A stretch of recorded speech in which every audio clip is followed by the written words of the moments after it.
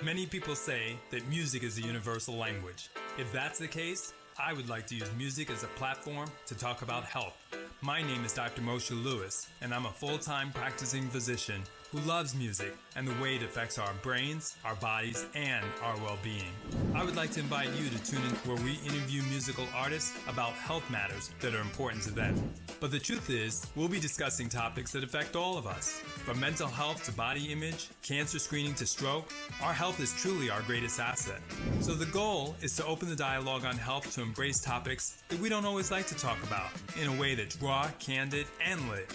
Hopefully, these discussions will improve the health of our community. After all, your health matters to me, and if I can make it sound more beautiful, then that's something we should all listen to. Music and medicine, when you hear those words, how do they speak to your heart? Music and medicine, music is medicine. You feel me? Welcome to Music and Medicine. I'm your host, Dr. Moshe Lewis. Really delighted today. You know, I woke up and every now and then you have this special moment, and I just had to say thank you to the Lord for being alive. And that's what I said, because this was going to be such a special day to meet a musical icon, somebody who we affectionately refer to as a musician's musician. And by that, we mean that this young lady, Patrice Rushen, is a pianist, a composer, a music director, a music educator, a songwriter, and the list continues on. And it is such a pleasure to have you with us today. Thank you so much. It's my pleasure to be with you. Sure. And as you shared, it took us just a couple of moments to connect. But I wanted to really sort of jump right into the music, as I promised I would, and ask you, when you're putting together a piece, when you're thinking about a song for Patrice Rushen, and there may be different ways, how do you start that process off? How does it begin for you? How can it begin for you? Well, you're right. It comes in from different directions. Depending on the project, depending on what I'm doing, I just like to write music just to write music, and then worry about later what the best vehicle might be for the song to get out there.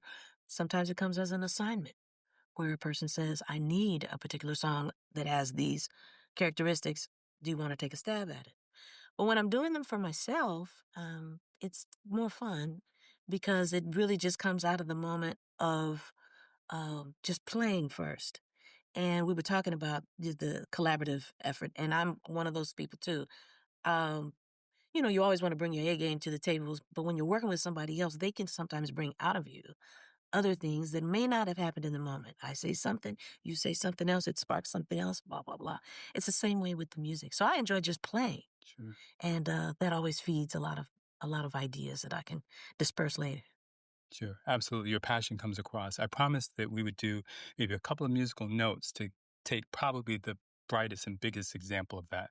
So we're going to ask just for a little bit of just a few notes because they're so iconic.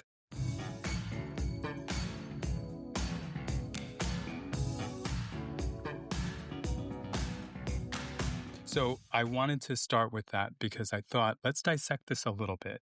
And I want to try to go back in time. And when you first heard that bass riff, when you first heard that, what were some of the thoughts?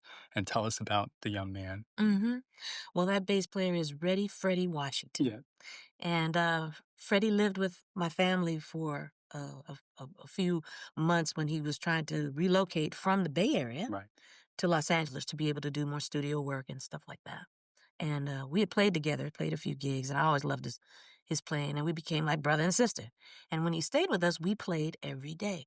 Now, what you may not know is that, I play bass, I play drums, I play keys, I play flute. And Freddie plays a lot of instruments. He plays guitar, he plays drums, plays keys. So when we would practice, we would just kind of go from instrument to instrument. And this was kind of what we did on the daily. One particular day, though, he had been working on this bass line. I don't know where it came from. I guess we'll have to talk to him about that sometime. But I recognize it as being really, really special. And I think that that's the main point. Again, talking about the collaborative effort. You hear something, you may be taking it for granted, but somebody else hears it and realizes there's something going on. And we continue to develop the song. And Terry McFadden came up with a lyric concept when she came up with the double meaning of forget-me-nots, which is a flower. Right. Sending you forget-me-nots to help you to remember. Right. Baby, please forget me not. Right. I want you to remember. And then the story started coming together. And musically, the response to that, I think, came together again through that collaboration. Someone starts something and you hand it off to somebody else, they do something else with it. I knew it was an important song because of what it represented, not just from the standpoint of its lyrics and the story, but musically, because there's very little on that track. I hope I'm not getting too far in the weeds for your viewers, but the idea is there's not much there, so that everything that is there is the right thing and can shine. And in this particular case, reverse of what a lot of people think sometimes when they think about bass, the bass is the star on this one, and sets the groove, sets the vibe, sets really the rhythm, and everything else is to enhance that, including the story, in that the bass line is so complete that the story just needs to float on top of this. And it's this juxtaposition of all this funk and feel against this very, very beautiful story, clear story, on the basis of the subject matter of the flower. Yeah, absolutely. And I want to offer maybe even a third, that it's a song that we have not forgotten and continue to cherish and appreciate so much. We're going to take a listen to just a little bit more of it overlaid before we add in the final. Go ahead.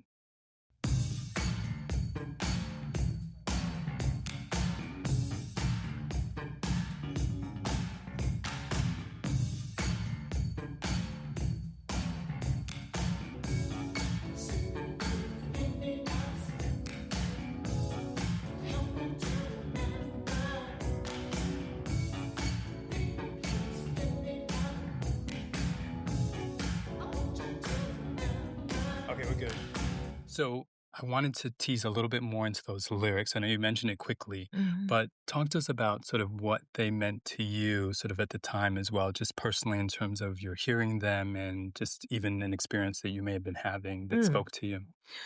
Well, as a songwriter, you're looking for ways to really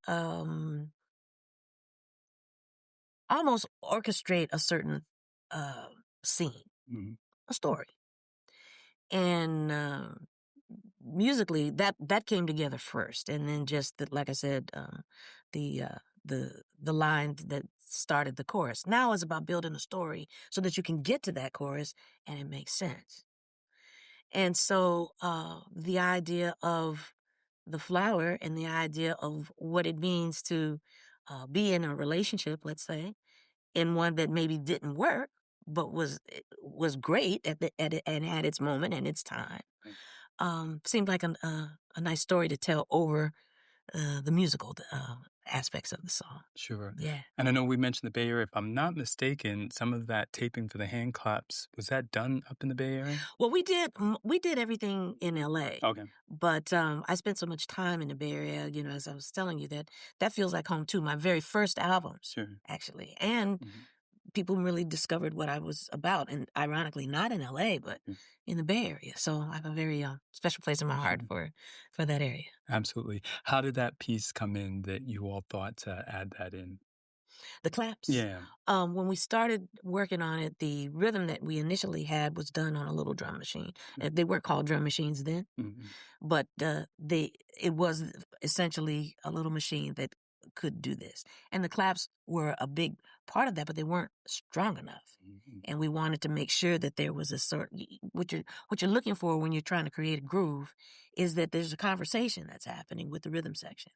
And some things are in the foreground and other stuff in the background, and something else takes over. And when that happens in a repetitive way, that's what you feel when you're on the dance floor. So we wanted to highlight the claps a little bit and accentuate them. So we had a bunch of people in the studio, and we just went for it. Sure. Earlier, before they joined us, we were talking a little bit about this whole concept of marketing and promotion. At first, it was considered as it's okay song, and the label wasn't really going to do a lot of marketing. Talk to us about how you put that piece together yourself, because you really sort of did the promotion on your own. Well, you're being very diplomatic and very kind. Yes. Because when we took the album in Forget Me Nots, we felt we had done our homework. We had gone, at that time, you could actually go to a club and you know one of your friends from the hood is spinning the records and you give him $5 and say, yo, play this after Michael Jackson. Exactly. If the dance floor clears, right, then you'll know you got nothing. But if it's new and the dance floor stays active and people are still there, maybe you got something. And this would happen to us over and over. Right. So we were relatively confident that if the song or when the song got to the people, we'd be okay. And we were doing the music that we liked. And I think that that's kind of central to this conversation as well. To do the things that you feel and to offer a certain kind of truth to that is to know that there might be at least one more person that can relate. So we were very confident about that. And this album that it was on was called Straight from the Heart. It had a song called Number One on it, a song called Remind Me is on it, a song called Where There Is Love. I mean, there's a lot of things on this album. And when we handed it in, we got like no good response at all to handed it in, meaning to the record company. Right. They were like, well, Right. I don't know. Sure. And we were stunned. But what we had learned in years prior and in watching our peers and in watching people whose records would come out with a certain amount of, support behind it is that you also had to be willing to get behind it yourself to get things started. You can't make people like it if they don't. Sure. But if they never hear it, they don't have that opportunity.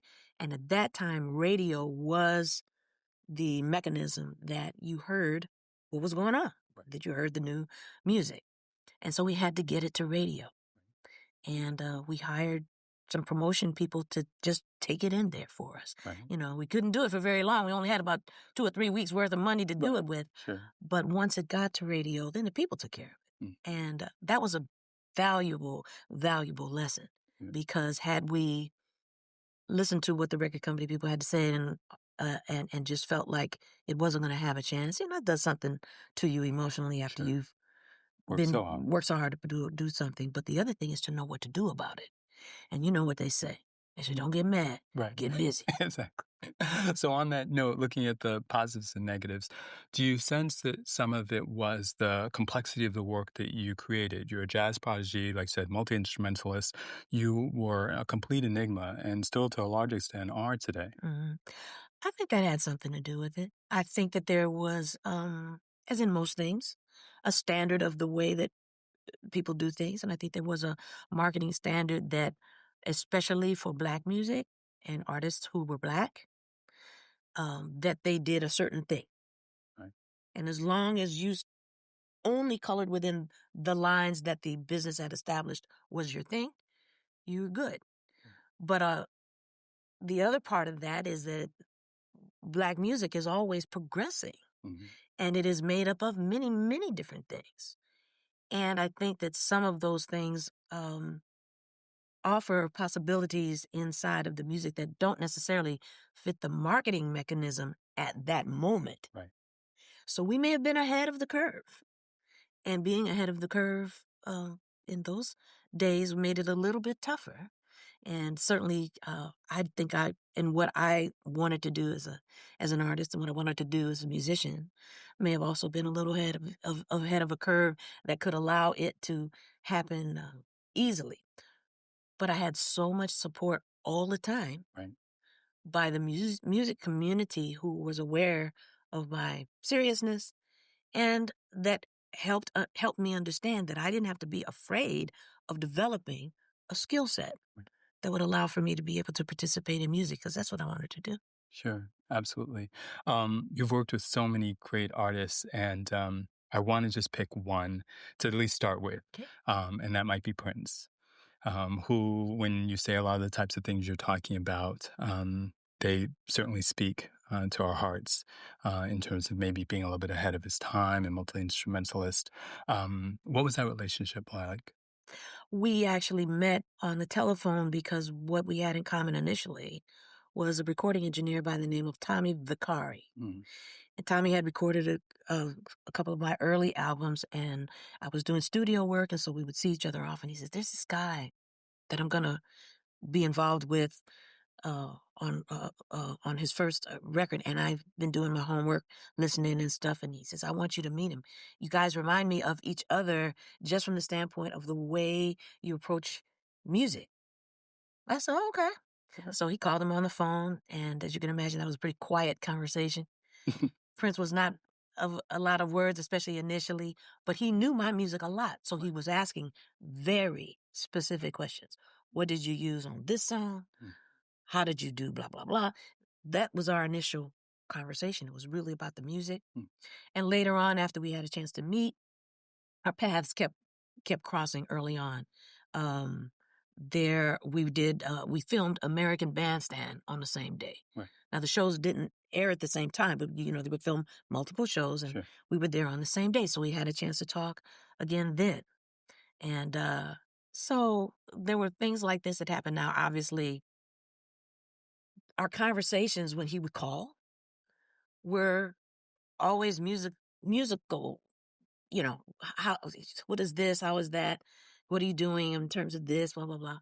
And I always thought that was really intriguing. And it was very much later that, I found out that there was also the idea of being able to talk to somebody who could just talk to you and not get caught up in the other stuff. That was a part of the attraction that he also had in wanting to speak with me. I didn't know that at the time. We were just talking. Obviously, his career blew up. Right. And there were a couple of times during his career that I, again, came in contact with this idea that there was something resonating beyond just talking. Right. When his first movie came out, he was terrified. Mm-hmm. Now, he didn't exude that at all. Sure. But we had a conversation once. We happened to be staying in the same hotel in New York. And he found out, and he called and said, "Can you come down? Let's talk." And he was terrified about Purple Rain. Mm-hmm. And I said, "Well, did you do the best that you could?" Right. And he said, "Yeah." I said, "Well, then you're going to have to let it go." Now, this is the young me having had this experience with Forget-Me-Nots that says some of this is out of your hands, bro. Right. So, it blew up, of course. Mm-hmm. His career continued, and we didn't see each other for a long time. But then the next time I did have that same kind of moment was the Grammys. My first year of doing the Grammys, he was on the show, and he and Beyonce opened the show. Right. And the producer of the show, in the last day of the rehearsal, decided, why doesn't he just play live, meaning that he was playing on top of a track that was created, although he was playing live. Right. And he did that because he didn't have enough bodies on the stage to actually pull off what they were trying to do. So it wasn't as if it was not, it was total, it was there to also enhance what was happening live. But the producer at the time felt like, why are we doing this? Right. It's day of show. And he says, "Patrice, your music director, go up and tell Prince, I want him to do it live. Right. I'm walking up to the stage wondering, what am I going to say that's going to make, this is not a great idea. Right. We rehearsed it a certain way. Everything's cool. So I go up to him and I say, there's a request. I tell him what the situation is. And he says, "What do you think I should do?" So I said, "Well, you have rehearsed this song for the last 3 or 4 days. Everybody knows exactly what's going to happen. They're ready to shoot it. They're ready to record. They know what to expect. You know what to expect. The house knows what to expect. Right. We're all set to be able to do that. And you're first up, meaning that when you finish rehearsing it right now, the next time you do it, is going out." Right. And he said, "Okay, tell them no." And my point is that to ask that question, he knew that he was going to be able to get an honest answer from me. And I had to phrase things very carefully because I didn't know what mics were on or anything. Sure. But the idea was to be able to offer a certain kind of protection. Right. And my whole life, my whole musical experience from elementary school through even now, is built upon relationships of other like-minded artists who are just trying to do the right thing and come off well. Sure. And enjoy. We talked a few minutes ago about Gerald Albright. Right. Forget-Me-Nots is his first professional solo. That's right. On recorded solo. So those kinds of relationships, they keep going, and I think it comes from the place of us all being about about the music and knowing the joy that it has brought us and trying to be excellent at it. Absolutely. So I just want to rip the Band-Aid off and say, therefore, because that's such a great foundation, does it surprise you when you hear, we know how much of it's true, the adoration, the dedication, that some of the songs were written specifically for you? Does that surprise you? It did when I heard it, especially because it was some of my students that brought it to my attention. Right. They said there's a compilation CD, I guess, that where there are notes about each song and notes about this, and they said, "Look at this! This was written for you. Did you know?" And I said, "I had no idea." But as I said, I think being involved in something at a level where it's pretty deep. Sometimes you can miss certain signs. And it's not as if we saw each other a lot, but when we did, the conversations were deep and specific based upon what he wanted to do. But I could tell something was going on when he asked me to play the 15th anniversary of Saturday Night Live. And Batman had come out, and he did the score for that particular movie, and we did the song Electric Chair. And when we walked onto the set, my name is scrolled across this piano. Now, people don't usually do things like that. Right. So if I had any inkling that this was like a little beyond, it was that. Sure. Mm-hmm. What was your last interaction? Oh, man. I guess it wasn't in person. It was through another person where they offered a message from him, and I offered a message back, and that was it. But when I think about his career and I think about the kinds of things that he wanted to accomplish, I think a lot of those things really happened for him. Sure. I wonder what would be going on now, because I think he had also reached a point at his development and at in his life where he was comfortable now in a more collaborative spirit. Sure. And ready to embrace a lot of different kinds of things. He was into a lot of different things that people don't know. Mm-hmm. Absolutely. So on that notes piece, and this will be the last set, I wanted to play a few notes and also get your thoughts about that. DJ?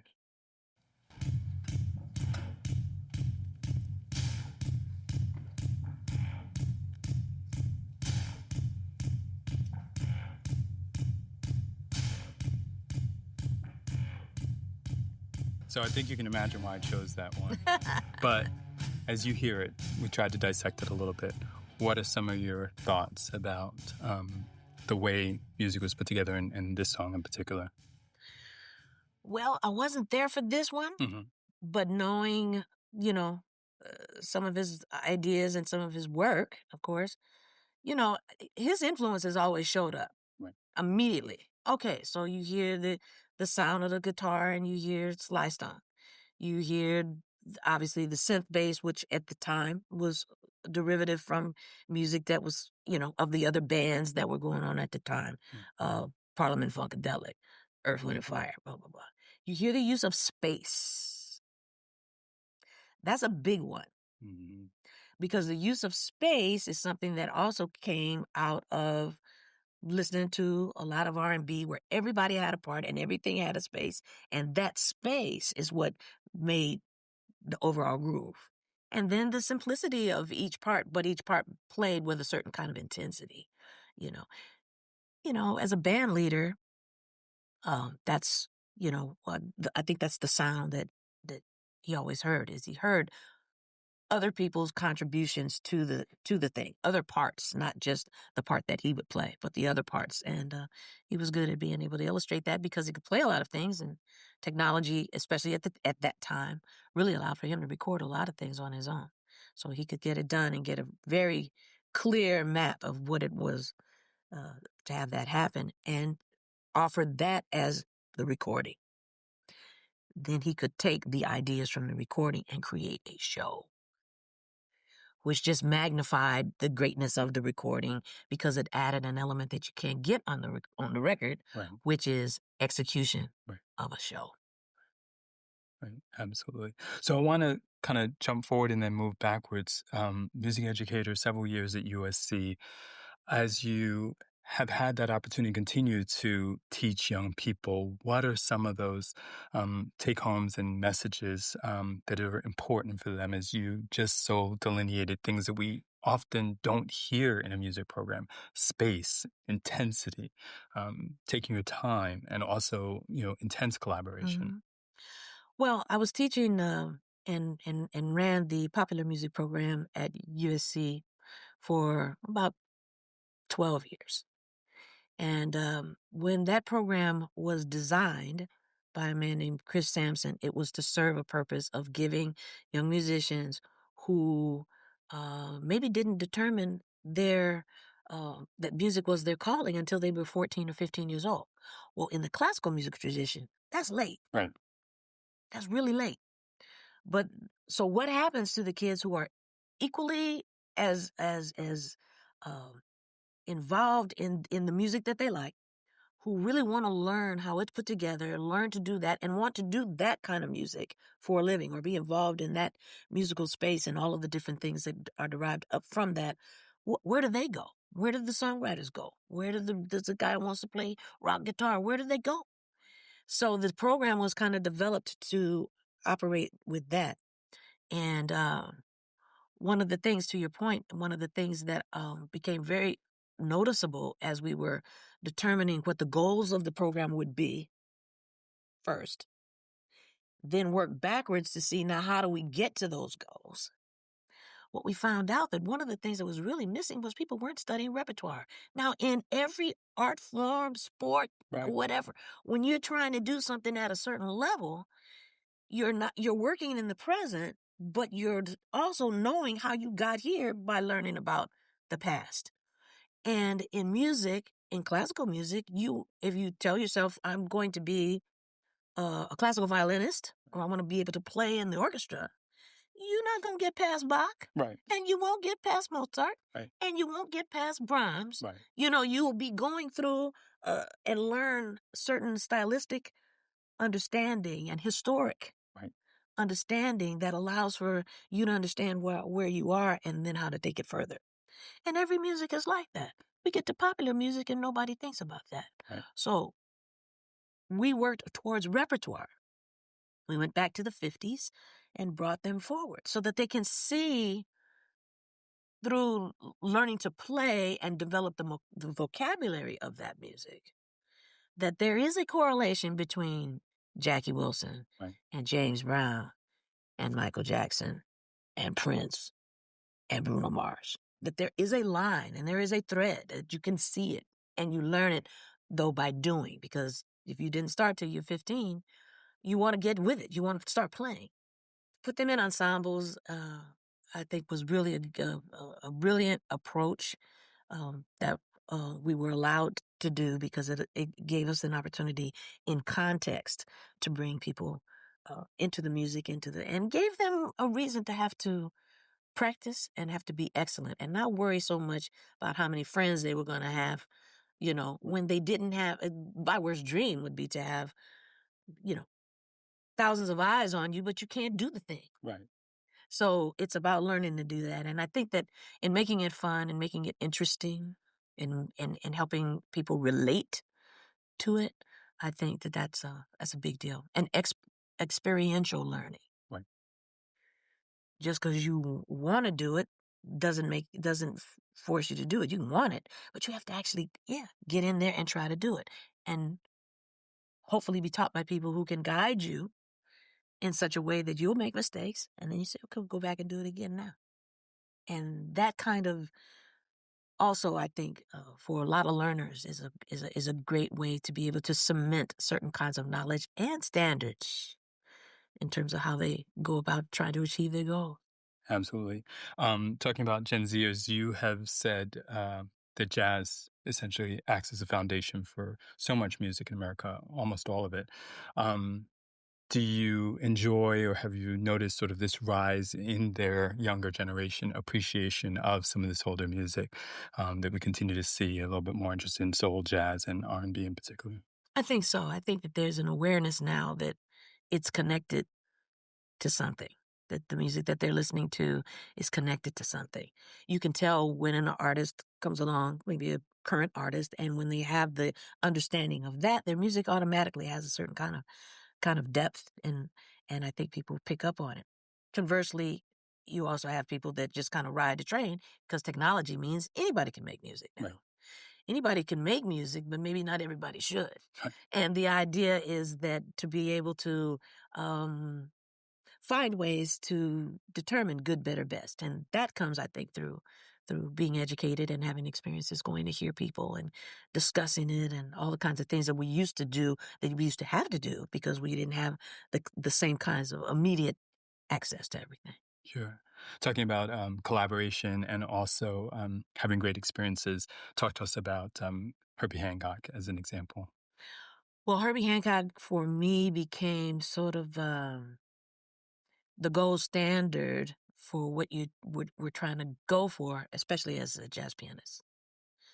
By the time I was able to pay attention to what was happening in a way that I could understand what was going on with jazz, even though jazz had been around my household forever, I really, really appreciated his sound and his harmonic concept and the ways in which in different contexts he would contribute, and that he sounded like one thing when he's playing on a record with Wes Montgomery and sound totally different, and yet the same person when he played with Miles, and then totally different by the time we got to the point where the Mwandishi band was the band that when I was in high school that we used to go see all the time. And that's another thing that, like I talk about the experience. Yes, we had field trips where we went to hear the LA Phil, right, but we also were taken to the Lighthouse. Right. That's an unusual situation, particularly at that time. It was before jazz was institutionalized. But at Locke High School, where I went, and it was an all-black high school at the time, part of the educational idea was to include those kinds of things that would allow for us to see ourselves in the development of things that were supposed to be great. And so, yes, you go and you hear the LA Phil, and then, yes, you go to the Lighthouse and hear Pharoah Sanders. Right. Or, you know, in our case, Herbie Hancock in that Mwandishi band. And we went often, and I heard the Fender Rhodes for the first time, you know, and could see it and watch him play and watch the rest of the band members and their interaction. Right. And that made an impression for me from a sonic perspective, and also just visually and knowing the camaraderie and all of that. And we tried to mimic that in the ways that we would approach the music that we were playing at school.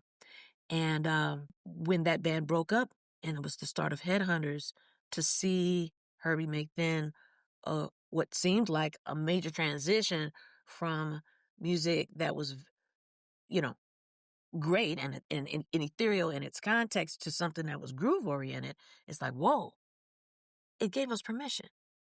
He gave me permission. George Duke gave me permission. Chick Corea gave me permission. Keith Jarrett gave me permission. Quincy Jones gave me permission to go to what the music is calling you to do, but go to it prepared at a certain level for it to be excellent. And to do it because it's resonating with your truth. And so that Herbie's played a pivotal part there. And I continue to enjoy his music even more so now that I know what I know. Sure. Absolutely. They may not all be Gen Z now, but to what extent, with all the sampling of your music that's occurred, primarily maybe more by Gen X, do you feel it's been a blessing? And then also curious that discovery would happen, and or maybe a shortcut, depending on which perspective you look at it. Mm-hmm. Well, for me, it first of all, most of the time, it has been in a situation where they've brought something to the music. You know, they had this basis to work with, and then they brought something to the music that was like, oh, that's interesting. You know, I've heard things where they've turned the phrases around or things like that, and I'm always knocked out as to how they're going to use it. Right. And there was a time when that kind of creativity was really going, and thought was really going into it. You know, it makes me think of when I became aware of some of the process, by this time I was listening to what people were doing with house. Right. And because that started in Chicago, I was particularly interested in, wow, that's a big music city. How do those young people then use that information to be able to create something different? And obviously they did. But then there's this other side of it, which is just a ripoff.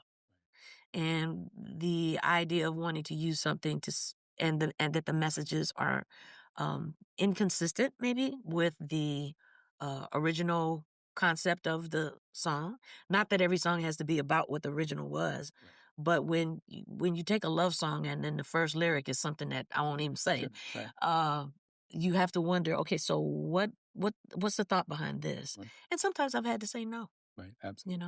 But I think in most situations, it's been something that's been really interesting and lifts things. Looking for You, that Kirk Franklin did. It's Haven't You Heard? And what they did with that was amazing. And it was fantastic. And, it became its own situation. Men in Black. Yes. Another example. That's Forget-Me-Nots. Right. And what happened and how it, enhanced the movie and became, iconic in its own way. So those are some of the wins. And I think every composer, wants to know or wants to feel like they may have done something that people liked and would outlast their career or outlast even their life. Sure. It's quite a compliment. Since you hinted at movies, a lot of people may not realize that you've scored some. So talk to us about just that whole experience, because at the time you broke into that world, it was not quite as straightforward as it may not totally be today, but certainly you were breaking new ground. Well, actually, I wanted to be a film composer. I heard the music on that little TV and went to the movies, and I said, I want to do that. I want to write music for that. There was something about the collaboration of the visual and the sound of music that I really, really appreciated, and I wanted to learn to do that. I thought that the best way to do that was to then have a vocabulary of music at my disposal that was so wide that I could serve whatever situation would come up. Hence, learning more about the piano, learning more about jazz, learning more about orchestration, learning about the different instruments, trying different size ensembles and different textures and colors. I thought, oh, wow, this is how you get to that. At that time, film scoring also represented something a little different. It was an art in and of itself. Mm-hmm. And the composers that I admired that did that always had a way of being able to offer something to the movie and to the scene and create that ambience, that environment, but you weren't aware of it till you found yourself crying or something like that. And it typically, while, obviously the great script, great acting, great direction, great photography, excellent editing, all of these things factor in. The music is going to be the thing that takes you over the top. And music is this way, whereas motion pictures, it's little pictures this way. Your brain helps to stitch together and maintain the story, et cetera, et cetera. So music can either get in the way and be part of what just shakes you out of the moment, or it can be a part of what's happening in terms of the continuum and the other character. It's sort of the hidden character that helps you to tell the story. Yeah. I wanted to do that. Yeah. I really wanted to do that. And I actually got to do it. It took a while to get there. And my first movie was Hollywood Shuffle. Mm-hmm. It came as a result, though, and this is an important aside, but it came as a result of when Robert Townsend, this is his first movie, when he was looking for composers, he's going to all the agents that represent composers, and he's seeing all these names, and they don't mean anything to him. Right. He goes to an agent, I think my name was on the bottom of the list in pencils. And I'm the only name. Okay. And I'm the only name that he recognizes because he had heard the other music that I do. Right. And says, oh. I'm sure the agents were horrified, I'm sure. But the idea was I was allowed to do the picture. It just so happens that movie is a parody. And it's as a Black actor that he is exploring in his dreams, being Superman, being Rambo, being this and this. And so, as opposed to always being cast in the role of playing pimps and slaves. Right. So the movie goes back and forth between all of these idioms. Right. what a perfect demo for my skill set. Right.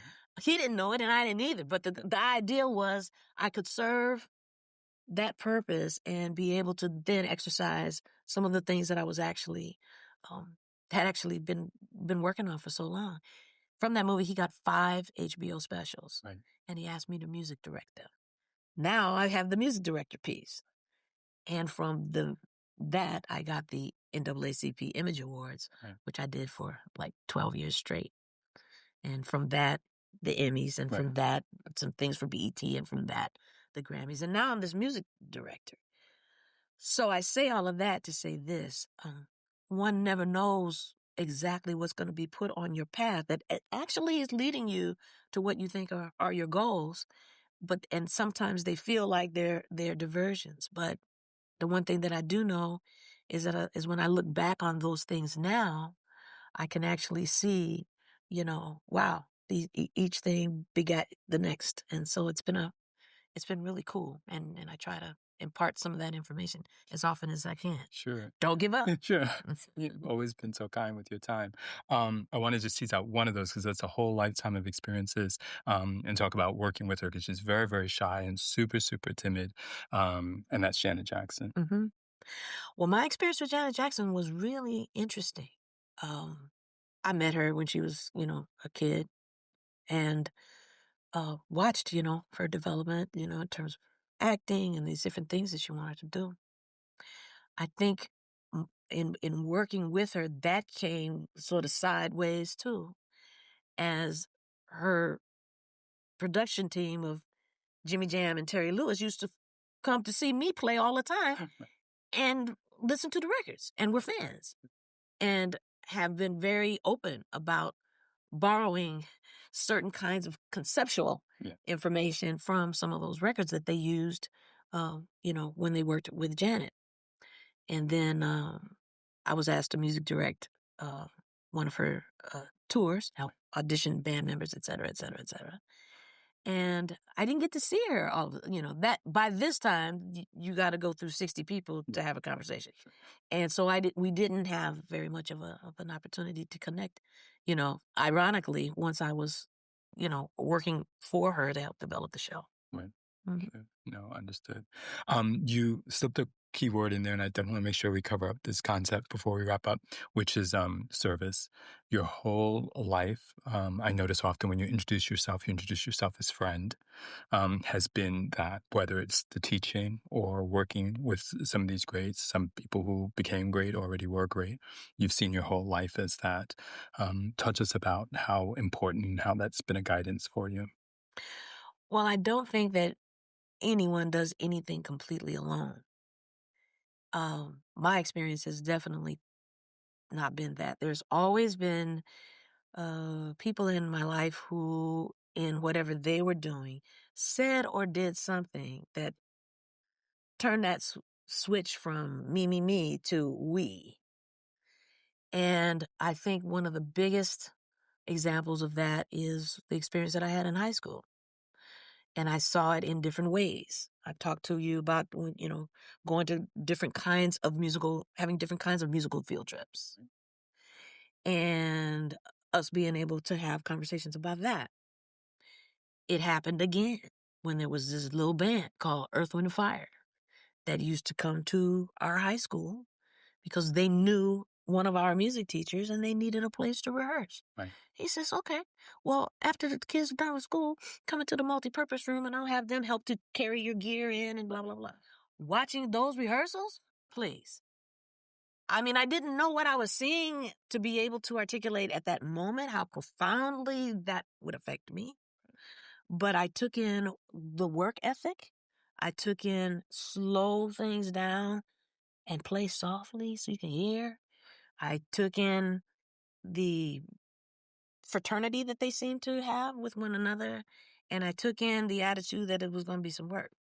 Now, it just so happens that year, they paid us back by playing my high school prom. Right. But at the end of the high school prom, by the time that summer was over, they blew up. And I'm like, this is the same?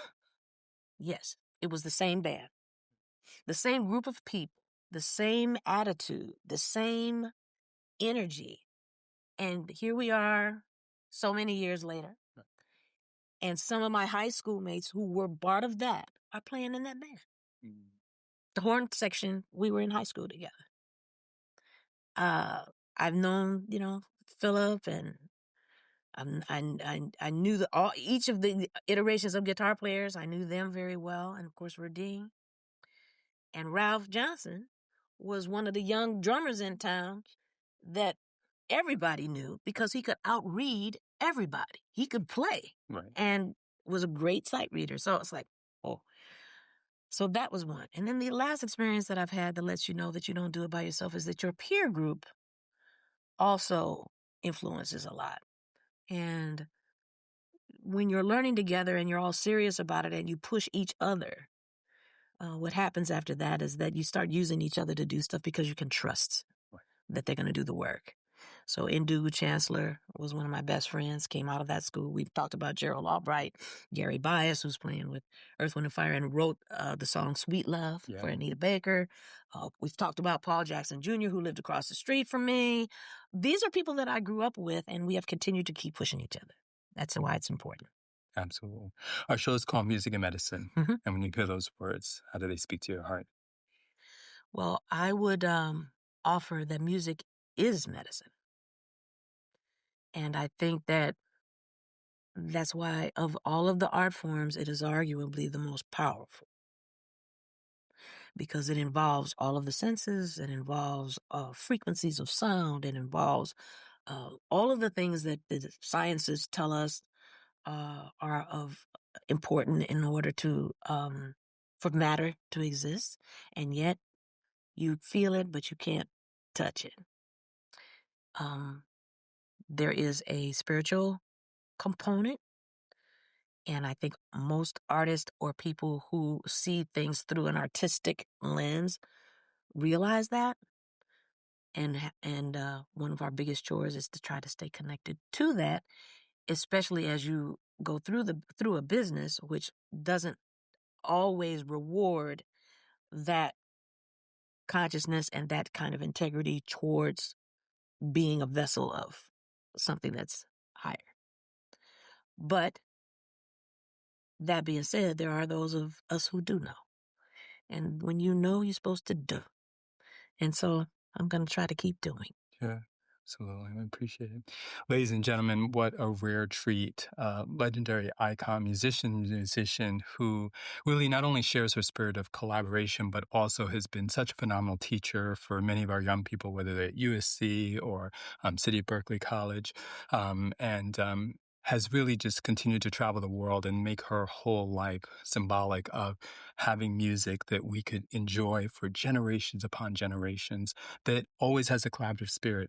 As she states, it's not really about herself, but really more about service and giving back. And I think that's a message that's medicinal in and of itself. But if that weren't enough, she says that music is medicine, something that we definitely not only believe and feel, but something more importantly that we can share. Can't maybe always put our finger on exactly what that feeling is and why, but it's certainly something that we can feel from a spiritual sense and certainly enjoy. So I hope you'll continue to learn even more about her work and continue to discover maybe some songs you may not be as familiar with, and also continue, if you're on that musical journey yourself, to remain collaborative and open to the process of always learning from every person that you meet and have the opportunity to work with. Thank you. Thank you. Thank you, Dr. Bush. Pleasure. Pleasure.